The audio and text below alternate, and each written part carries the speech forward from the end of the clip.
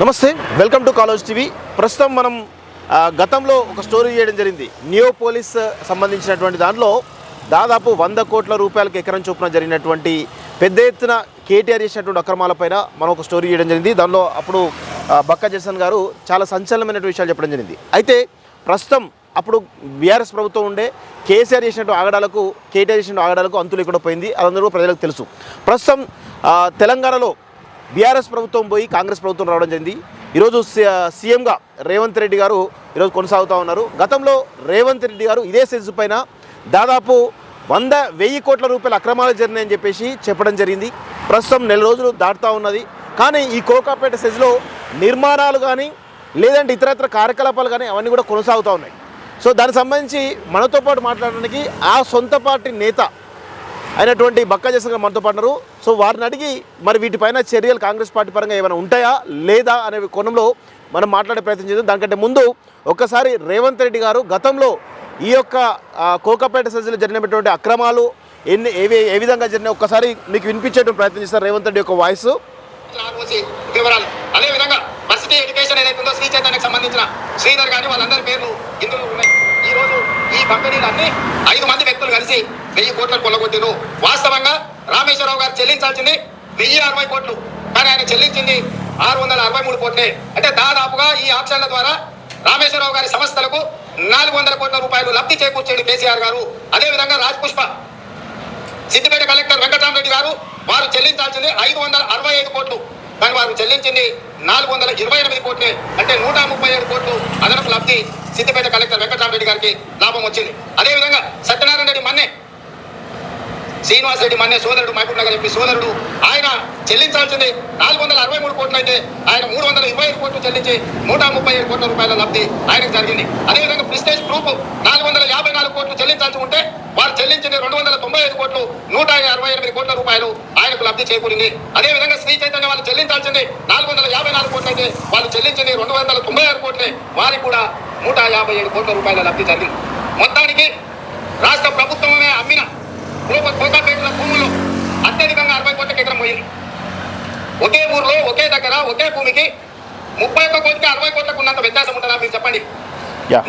Sir, ఇది బ్రీఫ్గా మీకు రేవంత్ రెడ్డి గతంలో పీసీసీ ప్రెసిడెంట్గా ఉన్నప్పుడు ఈ కోకాపేట సెజ్ సంబంధించిన భూముల అమ్మకాలకు సంబంధించిన దానిలో 1000 కోట్ల రూపాయలు అక్రమాలు జరిగినాయి. దానిలో ముఖ్యంగా కేసీఆర్ ఏది బినామీ అని చెప్తున్నటువంటి మైహోం రామేశ్వరరావు దాదాపు 400 కోట్లు అంటే 1000 కోట్ల రూపాయల పైగా రావాల్సినటువంటి డబ్బులకు 660 కోట్లు పెట్టి దాదాపు 450 కోట్లకు పైన అక్రమాలు చేశారు. అదేవిధంగా వాళ్ళ సొంత ఎమ్మెల్సీ ఎవరైతే ఉన్నారో గతంలో సిద్దిపేట కలెక్టర్ ఉన్న వెంకటరామరెడ్డి సంబంధించిన కంపెనీ దాదాపు 130 కోట్లు చెప్తున్నారు. Mahabubnagar MP BRS MP ఎవరైతే శ్రీనివాస్ రెడ్డి ఆయన కూడా దాదాపు 100-150 కోట్ల రూపాయలకు సంబంధించినటువంటి అమౌంట్ తక్కువగా ఉన్నారు. ఇలా చెప్పుకుంటూ పోతే మొత్తంగా దాదాపు 1000 కోట్ల అక్రమాలు జరిగినాయని చెప్పేసి ఈ కోకాపేట సెజ్ అని చెప్పడం జరిగింది. సో దానికి సంబంధించి మరి మనతో పాటు జడ్సన్ మాట్లాడే రెడీగా ఉన్నారు. మరి వారి పార్టీ ఏ విధంగా చర్యలు తీసుకోబోతుంది ఏంటి అని చెప్పేసి చెప్పే ప్రయత్నం చేస్తున్నాం. ప్రస్తుతం మనం మైహోమ్ గ్రూప్లో మైహోమ్ 99 ఏదైతే జరుగుతుందో ఈ కోకాపేట సెజ్ సంబంధించి 18 ఎకరాల భూమి అనుకుంటా ఇది ఈ ఏదైతే గతంలో యాక్షన్లో కొన్నటువంటి భూమి అని చెప్తా ఉన్నారు. దీనిలోనే ఈ వెంచర్ సంబంధించే దాదాపు 450 కోట్ల రూపాయల అక్రమాలు జరిగినాయి. ఇది ఓన్లీ మైహోమ్ సంబంధించి, ఇవి కాకుండా మిగతా కలిపి 1000 కోట్లు అని చెప్పేసి అంటున్నారు. అన్న చెప్పండి, ఏంటి పరిస్థితి? మీ కాంగ్రెస్ ప్రభుత్వం వచ్చింది, దాదాపు నెల దాటిపోతుంది. మరి గతంలో మీ సీఎం రేవంత్ రెడ్డి, మీ కాంగ్రెస్ పార్టీ సీఎం రేవంత్ రెడ్డి ఇందులో 1000 కోట్ల అక్రమాలు జరిగిన చెప్పి విషయాన్ని అంటున్నారు. మరి దీనికి సంబంధించి మీ పార్టీ తరఫున ఈ కోకాపేటలో ఇప్పటికీ అక్రమాలు చాలా దర్జాగా జరుగుతూ ఉన్నాయి, ఎక్కడ కూడా ఆగలేదు. ఎందుకు? ఏం జరుగుతుంది అసలు? మీరు మైహోం రామేశ్వరం అమ్ముడు పోయారా కేసీఆర్ లాగా? సరే, ఈరోజు ఎప్పుడైనా మేము ప్రజాపక్షంగానే ఉంటాం. వ్యక్తిగతంగా నేనైతే ప్లస్ దోపిడీ వ్యవస్థ పైన పోరాటం కొనసాగిస్తూనే ఉంటాం. అంత ఆగేది లేదు. అవును, నాకు వెన్నుముక్క, నాకు బ్రెయిన్, స్పైన్ 2 ఉన్నాయి కాబట్టి ఇంకా నిలబడగలుగుతున్నా. అయితే ఇందులో ఏవైతే ఆ రోజు అక్కడి వరకే కాక చెలో కోకాపేట అని కూడా ఇచ్చింది. అవును, మా వర్కింగ్ ప్రెసిడెంట్ ఇప్పుడు ఉన్నటువంటి ఎమ్మెల్సీ అయినటువంటి గౌడ్ గారికి పోయి విపరీతంగా దెబ్బలు తాకిన చాలాసార్లు గుర్తు కూడా చేసిన. ఈరోజు ముఖ్యమంత్రి అయిన తర్వాత రేవంత్ రెడ్డి గారు ఖచ్చితంగా ఈయన పైన చర్య తీసుకుంటారని నేను అనుకుంటున్నా. ఎందుకు తీసుకుంటారా అనుకుంటున్నా అంటే ఆల్రెడీ అప్పుల గురించి అసెంబ్లీలో బ్రహ్మాండంగా మాట్లాడి ప్రెజెంటేషన్ ఇచ్చారు. సరే, ఆపోజిషన్ లీడర్ ఉన్నప్పుడు అది ఎప్పుడు మాట్లాడకున్నా కానీ ముఖ్యమంత్రి అయినాక మాట్లాడింది. కాళేశ్వరంలో జరిగిన అక్రమాల పైన కూడా మాట్లాడారు. అవును. కాంట్రాక్టర్ పేరు చెప్పనప్పటికీ, మేఘకృష్ణ పేరు చెప్పనప్పటికీ మొత్తం అలా జరిగిన స్కామ్ అయితే అక్కడ మాట్లాడేది. జ్యుడిషియల్ ఎంక్వైరీ చేయాలన్నా ఏ విధంగా చేయాలి ఏంటిది అనేది దాని మీద నడుస్తుంది. కాళేశ్వరంలో అయింది. నెక్స్ట్ ఖచ్చితంగా మిషన్ భగీరథ అవుతుంది. అవును. మిషన్ భగీరథల పాల్గొన్న అక్రమాల పాల్పడ్డ మేఘకృష్ణారెడ్డిని కూడా ఖచ్చితంగా ఎంక్వైరీ తీసుకొస్తా, ఆయన ఖచ్చితంగా జైలుకు పంపుతాడు. ఓకే. ఈ దుర్మార్గుడు దాదాపు మై హోమ్స్ రామేశ్వరరావు అనేటోడు 25,000 ఎకరాల భూములు కుక్క పేరు మీద, నక్క పేరు మీద, వివిధ రకాల పేర్ల పైన పెట్టిందనేది వాస్తవం. ఇది రిపోర్ట్ ఉంది. దాని మీద ఖచ్చితంగా ఇది ఈ కన్స్ట్రక్షన్ కూడా ఇమీడియట్ గా ఆపేస్తాడు. ఇది వరకు 100% డౌట్ లేదు. ఎందుకు కనీసం నోటీస్ బ్రదర్, జీవన్ రెడ్డికి 80 కోట్లు, 4 కోట్లు 8 కోట్లు ఇవ్వాలి అంటే అక్కడ ఆపేసి ఆయన ఎమ్మెల్యే కాబట్టి దొరికింది ఇమీడియట్ గా. ఇది చూడలే, ఇప్పుడు మనం వచ్చి కదా లేదు, ఇది మర్చిపోయిండు. అంటే ఇప్పుడు కాళేశ్వరం పైన ఏది ఇప్పుడు ధరణి పైన మొన్న కమిటీ వేసి మొదలు పెట్టిండ్రు. ఫ్రీ పథకాలు 6 పథకాలు తొందరకి అని కేటీఆర్ అంటుండు. ఆ పథకాల అమలు పైన ఫోకస్ కాబట్టి ఇది మర్చిపోయిండు. ఇది కన్స్ట్రక్షన్ చాలా దూరం ఉంది కదా హైదరాబాద్ కు. ఇక్కడికి వెళ్ళి ఎప్పుడన్నా సీఎం ఇట్లా పోతే చూస్తే ఇమీడియట్ గా ఆపు. ఇక్కడికి వెళ్ళి ఆయన పోలేదు చూడలేదు కాబట్టి ఇంకా నడుస్తా ఉంది. ఇంకా అందుకంటే ఇది గులగొట్టాలనే ఇప్పుడు దీన్ని మొత్తము ఈ ల్యాండ్ మళ్ళీ గవర్నమెంట్ పరం చేయాలనే ఈ రోజు అరవింద్ కుమార్ ను హెచ్ఎండిఏకి వెళ్ళి తీసేసిండు, మున్సిపల్ బాధ్యతకి వెళ్ళి తీసేసి అమ్రపాలి గారిని తీసుకొచ్చి పెట్టిండ్రు. ఖచ్చితంగా మన వీడియో చూసిన తర్వాత గుర్తుకొస్తుంది ముఖ్యమంత్రి గారికి. గుర్తుకొచ్చి మయం రామేశ్వరం అంటే దొంగ అని చెప్పి నేను చెప్పినా అని చెప్పి నాకు గుర్తొస్తుంది ఖచ్చితంగా. కానీ ఇక్కడ విషయం ఏంటంటే, మా అనుమానాలు ఏంటంటే, పిసిసి ప్రెసిడెంట్ అయిన తర్వాత, పిసిసి ప్రెసిడెంట్ కాకముందు మై హోమ్ రామేశ్వరరావు మీద చాలా పెద్ద ఎత్తున ఆరోపణలు చేసి పెద్ద ఎత్తున పోరాటం చేశారు. కానీ పిసిసి ప్రెసిడెంట్ అయిన తర్వాత, ఇప్పుడు సీఎం అయిన తర్వాత, అప్పటి నుంచి ఇప్పటి వరకు కూడా మై హోమ్ రామేశ్వరం మీద రేవంత్ రెడ్డి పెద్దగా పోరాటం చేయలేదు, ఒక విమర్శ కనబడతా ఉంది. దాన్ని మీరేమంటే ఎందుకు చేయలేదు అంటే అవి నాకు చెప్పిండు కదా మై హోమ్స్ రామేశ్వరరావు. నేను మాట్లాడుతున్నాను, నేను మాట్లాడేటి ఏంది మా అధ్యక్షుడు గారు తీసుకోరు. ఎందుకంటే మళ్ళీ అవి రెండు ల్యాబ్ కాకుండా కాళేశ్వరం గురించి మా ప్రెసిడెంట్ గారు మాట్లాడలేదు ఎప్పుడు. ఏది ఆయన అలా జరిగిన అక్రమాలు మేఘకృష్ణారెడ్డి పేరు ఎత్తుంది. ఎందుకంటే బక్క జెడ్సన్ తీస్తుంది, మళ్ళీ నేనేం తీయాలని చెప్పి తీయలే. మిషన్ భగీరథ స్కామ్ మన ఊర్లలో తిరిగి అక్కడ జరిగిన స్కామ్ గురించి మొత్తం మాట్లాడడం, అది మేఘకృష్ణారెడ్డి 45,000 కోట్ల రూపాయలు తిన్నాడని నేను మాట్లాడినా కాబట్టి ఆయన మళ్ళీ మాట్లాడలే. చెలో కోకాపేట అని చెప్పి ఆయన పిలిపించిండు, తర్వాత ఆయన మాట్లాడలేదు. ఆయన మర్చిపోయింది కావచ్చు. నేను మాట్లాడడం మొదలు పెట్టినా కదా, జెడ్సన్ మాట్లాడుతున్నాను కదా, నేనేందుకు మాట్లాడలేదు, నేను మాట్లాడలేదు. పార్టీ నుంచి ఒకరే వాయిస్ వినిపించాలా? మరి అందరు పడితే అట్లా కాదు. కానీ ఇప్పుడు ప్రస్తుతం సీఎం గా ఉన్నాడు కదా కల్వకుంట్ల కవిత అక్రమ ఆస్తుల పైన మనం ఫోటోలతో సహా చూపెట్టినాం. ఆయన చూపెట్టేటోడు, ఆయన ప్రిపేర్ అయ్యిండు. జెడ్సన్ మాట్లాడుతుండు కదా, మళ్ళీ నేనేందుకు మాట్లాడాలని చెప్పి ఆయన మాట్లాడలేదు. అంతేకాకుండా మంత్రిమాలు ఆయన ఒక రోజు ప్రెస్ మీట్ పెట్టిండు, జెడ్సన్ ఇక నువ్వు చూసుకో అని చెప్పేసి నాకు చెప్పిండు. అర్థమైందా? ఇవన్నీ కూడా నేను సీరియస్ గా కూడా, అంటే ఇవేవి కూడా ఆగాయి వచ్చే రోజులల్లా ఖచ్చితంగా వాటి మీద చర్యలు తీసుకుంటాడు. అంతేకాకుండా మన ఇది కాసు బ్రహ్మానంద స్టేడియం కడుతున్నట్టు అపార్ట్మెంట్ లో కూడా ఆయన ప్రెస్ మీట్ పెట్టిండు, దాని మీద ఎత్తిపోదామన్నది చేసిండు. హైదరాబాద్ రింగ్ రోడ్ ఏదైతే టెండర్ ఇచ్చిండో వాళ్ళకు అది కూడా క్యాన్సిల్ అవుతుంది. అంటే ఇవన్నీ ఒకటే రోజు కూర్చొని సంతకాలు కూర్చొని దెబ్బ మై హోమ్ జాగాలు క్యాన్సిల్ అయిపోయింది, రింగ్ రోడ్ టెండర్ క్యాన్సిల్ చేసినాము, మంత్రిమాలు కట్టడానికి వీల్లేదు అది క్యాన్సిల్ చేసినాము, దాని చుట్టూ కడుతున్న దాదాపు 20 అంతస్తుల పైగా కడుతున్న అపార్ట్మెంట్ క్యాన్సిల్ చేస్తున్నాం అని కూర్చొని సంతకాలు పెట్టినకి రాదు కదా. దానికోసమే ఇప్పుడు మున్సిపల్ కమిషనర్ కానీ హెచ్ఎండిఏ కమిషనర్ కానీ అందరినీ మార్చిండు. ఇప్పుడు ఎక్కడైతే ఇక్కడ తక్కువ ధరలకు అమ్మిన భూములన్నీ కూడా 100 ఎకరాలకు 100 కోట్లకు ఎకరం అమ్మింది క్యాన్సిల్ చేస్తాడు. ఖచ్చితంగా రేపు 11 ఎకరాలు ఏదైతే బీఆర్ఎస్ పార్టీకి ఆల్రెడీ ప్రభుత్వం ఇచ్చిన తర్వాత కూడా మళ్ళీ 11 ఎకరాలు అక్రమంగా తీసుకుండ్రు. అది దాదాపు 1,100 కోట్ల ఎకరాల 1,100 కోట్ల సంబంధించిన భూములు తీసుకుండ్రు. అది కూడా రద్దు చేస్తాడు. ఇవేవి కూడా ఆగాయి. కాకపోతే 40 రోజులే అయింది కదా, ఇవాళకి 40 రోజులేమో అయినట్టుంది. డల్లాస్కెళ్ళి వచ్చిన తర్వాత ఖచ్చితంగా మన వీడియో డల్లాస్కెళ్ళి కూడా మన చూస్తాడు. చూసిన తర్వాత ఖచ్చితంగా మై హోమ్స్ జాగాలు మొత్తం వాళ్ళకి ఆధీనం తీసుకుంటాడు. అయితే ఇక్కడ విషయం ఏంటంటే, మనం గతంలో కూడా ఈ నియోపోలిస్ మొత్తం తిరిగి ఒక స్టోరీ చేయడం జరిగింది వాస్తవంగా. సో అసలు ఫస్ట్ ఆఫ్ ఆల్ ఈ కోకాపేటలో ఇలాంటి వాటిని అమ్మడమే తప్పు. ఇది గుట్టల్లో ఉన్నటువంటి ల్యాండ్. మనం గతంలో వచ్చినప్పుడు పెద్ద గుట్ట మీరు చూసే ఉంటారు. ఈ కన్స్ట్రక్షన్ స్టార్ట్ కాకముందు వచ్చినాం, ఇదంతా గుట్ట. పౌడర్ అయింది, అవును.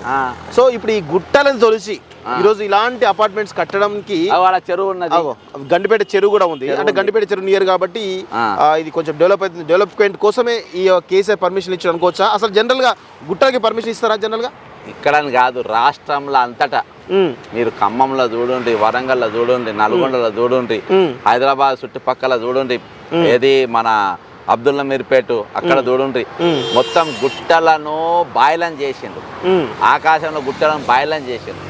గుట్ట ఈ రోజు పర్యావరణం సర్వనాశనం అయిపోయింది, అడవులు అనేది లేదే లేవు, ఇవన్నీ పిచ్చి చెట్లు ఇవి, అసలు చెట్లు మొత్తం కొట్టి పడేసింది.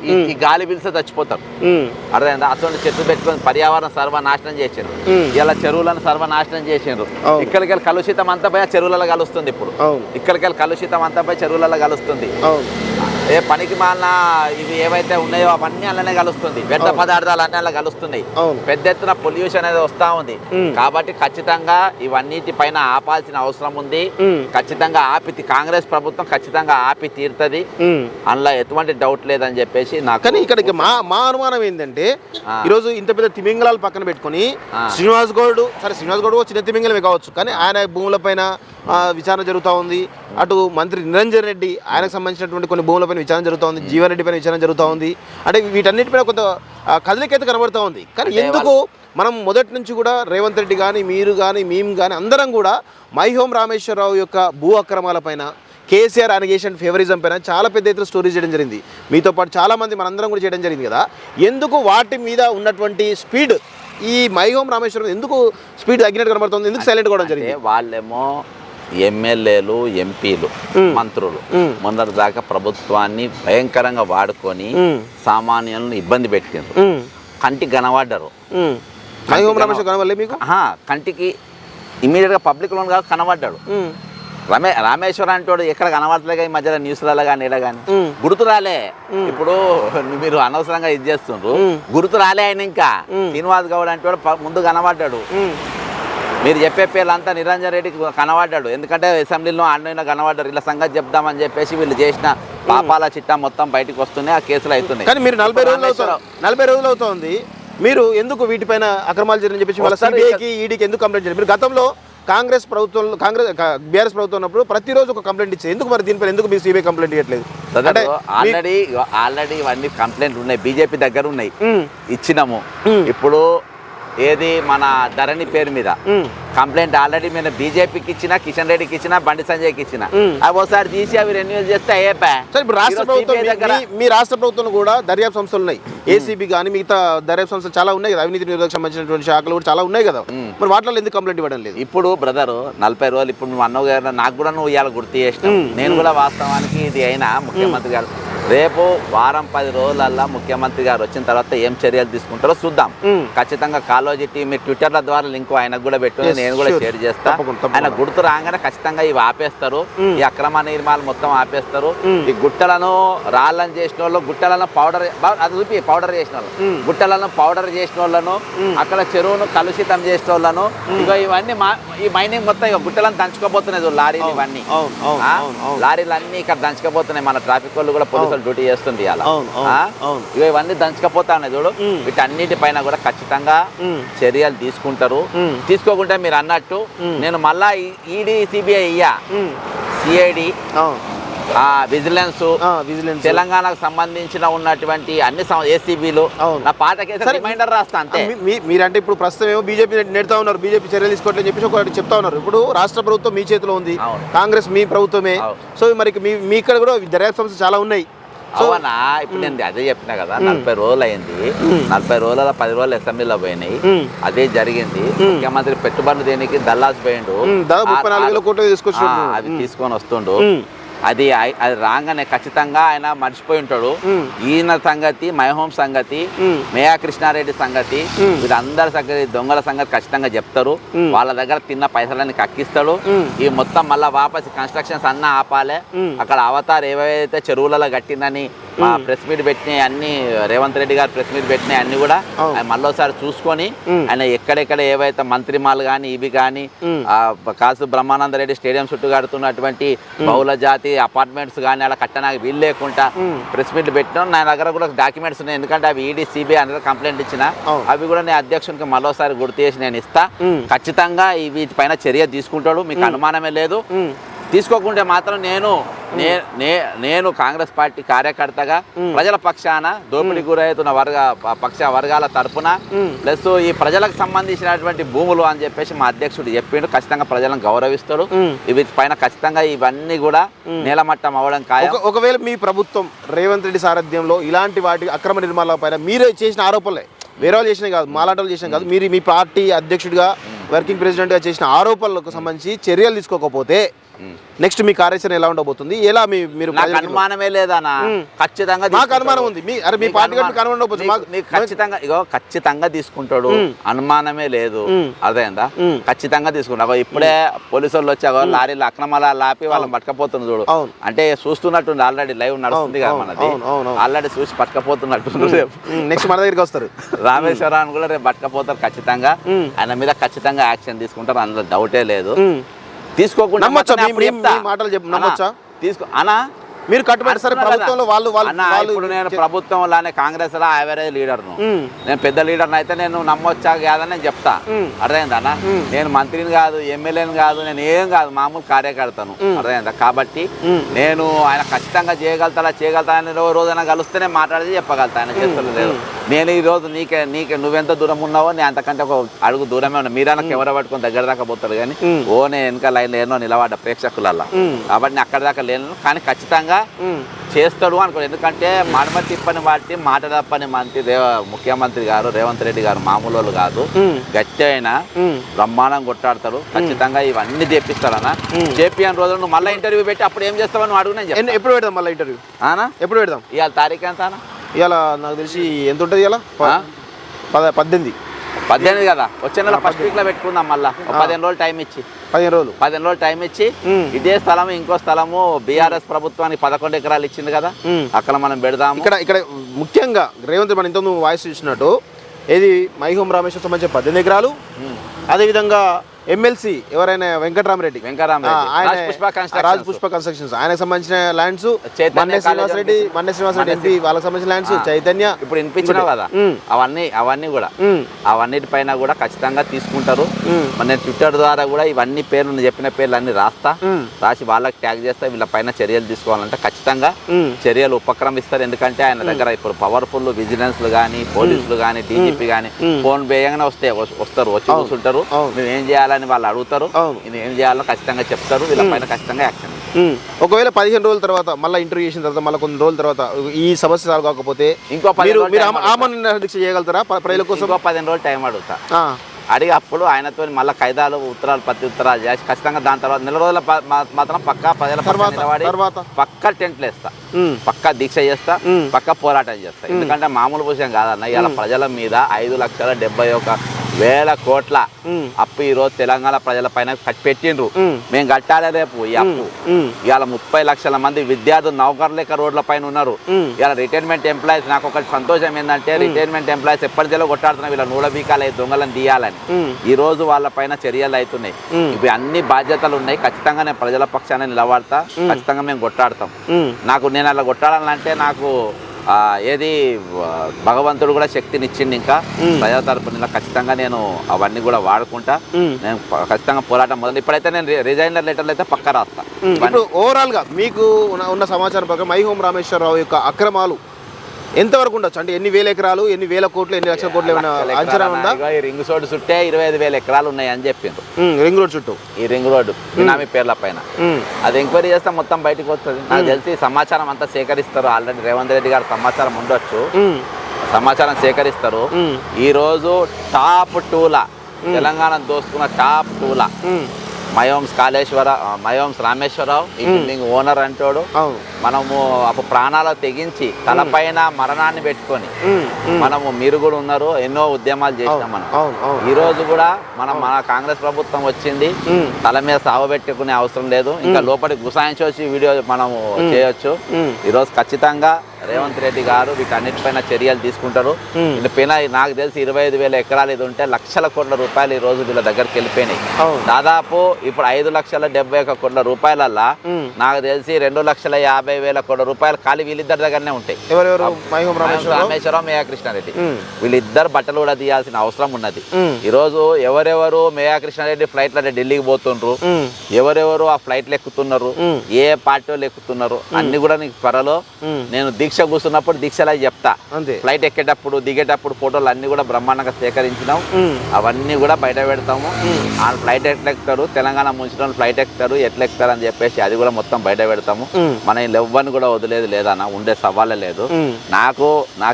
నాకైతే పావులెత్తు అనుమానం కూడా లేదు. ఎక్కడ కూడా మేఘా కృష్ణారెడ్డితో గాని మయం సామేశ్వరరెడ్డితో గాని అస్సలు రేవంత్ రెడ్డి గారు కాంప్రమైజ్ గారు. ఖచ్చితంగా వాళ్ళని జైల్లో పంపుతారు.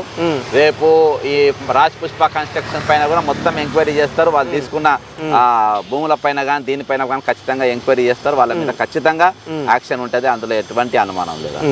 ఓకే అన్న, చూద్దాం. మీకు దాదాపు 15 రోజుల తర్వాత మళ్ళీ ఇక్కడికి వచ్చి మళ్ళీ ప్రెస్ పెడదాం. అడుగుతా మళ్ళీ అప్పుడు 15 రోజులు మళ్ళీ టైం అడుగుతా. నెల రోజులు మాత్రం పక్కా, నెల రోజులు కంపల్సరీ ఆమరణ దీక్ష ఖచ్చితంగా కూర్చుంటుంది. 100%. ఓకే అన్న, థ్యాంక్ యూ వెరీ మచ్. చూద్దాం మరి మీ యొక్క కమిట్మెంట్ ఏ విధంగా ఉంది.